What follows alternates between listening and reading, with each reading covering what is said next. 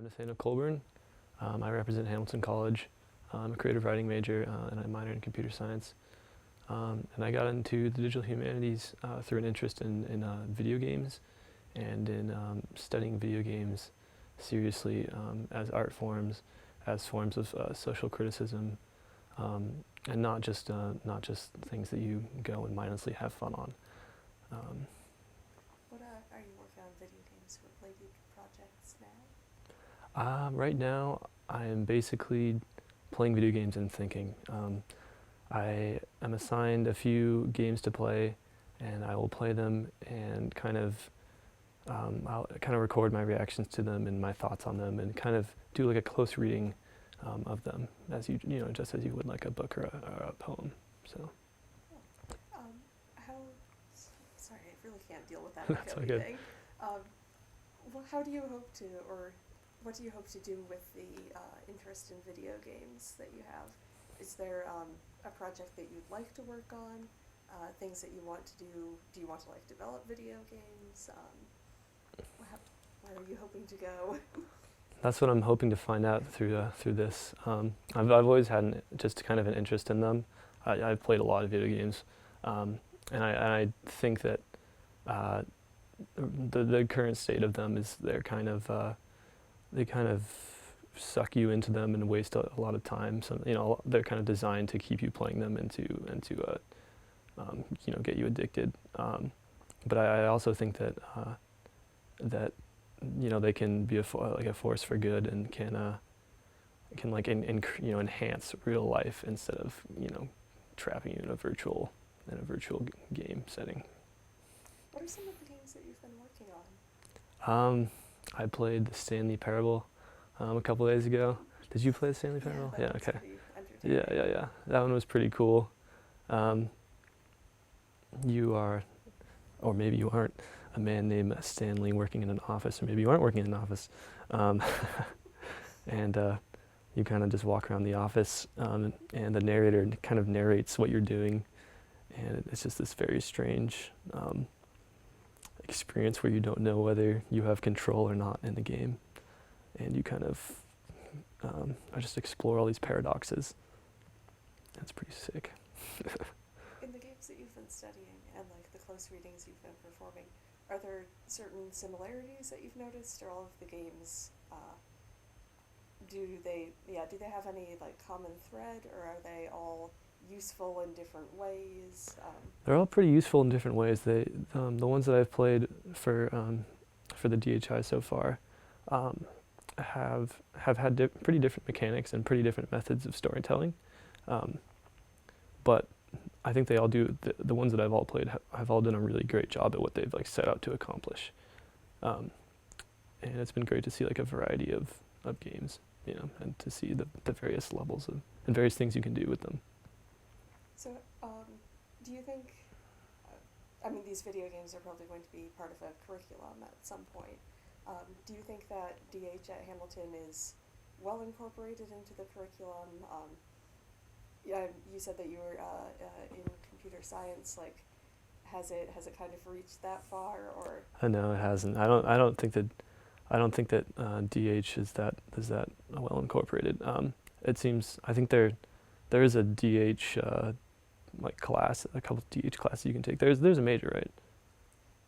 There's cinema and media. Yeah, studies, okay. which is, like, kind of run through Yeah. DHI. Yeah, but in my English classes, in my creative writing classes, and in my computer science classes, I haven't really encountered any explicit mention of digital humanities yet. But I feel like somewhere there's probably been an integration, some interesting projects that have been, but I can't really remember any right now. So do you think that's something that we could work on, or how Definitely, could yeah. DH kind of be more public or visible? I think that it would be great for a few teachers to just kind of be versed in the technology that's available, and kind of maybe look at a few digital humanities projects that are really compelling, and maybe show them like show them a few projects and get them inspired and let them know what the possibilities are for like DH, and then maybe they would incorporate it into their curriculum. Excellent. Yeah. So you've also been involved in the stuff that's going on over in the library, Mhm. the makerspace that they're not technically calling a makerspace. Yeah. Can you talk a little bit more about that, like what that is, what role you see it playing on Hamilton's campus, that kind of thing? Yeah, totally. So makerspace traditionally has been a very kind of techie enterprise that merges technology and the arts, and you have spaces that have like advanced technology, like Raspberry Pis or 3D printers or laser cutters, and it generally is a locus for engineers and for kind of techie artists. But Hamilton isn't very engineering oriented, and we don't really have a space for like the library or any on-campus entity is willing to provide or can provide. So I think that the aim of our project is to kind of consider Hamilton College as a whole as a kind of a makerspace, and to see how considering it as a makerspace can lead to new connections and new projects that come from that. So let's see, let me think. Sorry, I just totally lost my train of thought. Yeah, I think that our main goal is kind of just increasing awareness about a lot of the resources that are on campus, about the people, the skilled people about the skilled people on campus who are willing to mentor and willing to teach you certain skills, about the physical space where you can go and you can learn something, or you can present something, display something, and then about actual resources and tools that you can use. So just increasing awareness about what we have. Nobody knows about the 3D printer, or about the virtual reality, or about the wood shop that's in the art center. Just increasing awareness about what we have. We hope to see a lot of people use it and to get inspired and to make stuff. So then, yeah, we're mainly I think our main goal is to make a website that serves as a just like a central point for all that stuff, for all the information, so people can go to it. How does DH fit into that? Like the DHI, or just DH as theoretical stuff? Yeah. Well, I think that on one hand you have students who are going to want to work on projects, maybe in class, and DH classes. Sorry, let me think. On one hand, there's a consulting. Sorry, I'm totally just I'm falling apart here. Let's see. I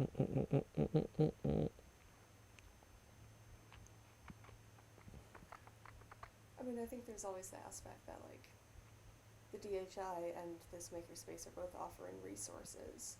Mm-hmm.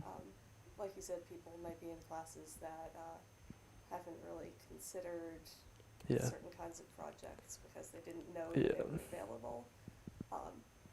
Do you think that it's also I don't know, I mean, I actually don't know if the DHI has been helping out at the library at all.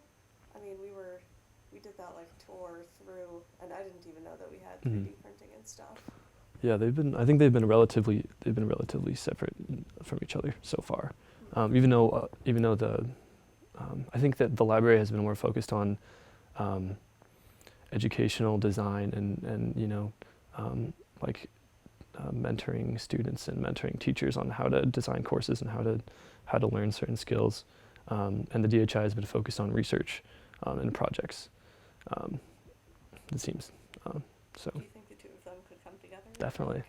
Yeah, 100%. What do you think the partnership would be like? Mm-hmm. Let's see. I could see the library. Well, the library, what their job is to is to advise students. The research and instructional design team, they help students with their projects and help them figure out how to work on things like more efficiently. So they might send a student over to the DHI to learn certain skills. And like for example, if a student had a project and they were just starting and they didn't really know what they wanted to do or how they wanted to do it, then they could go to the library and they could ask for some guidance, and some of the research and instructional design team might say, oh hey, the Digital Humanities Initiative does exactly what might make your project, they do things that might really benefit your project, digitizing this research or whatever.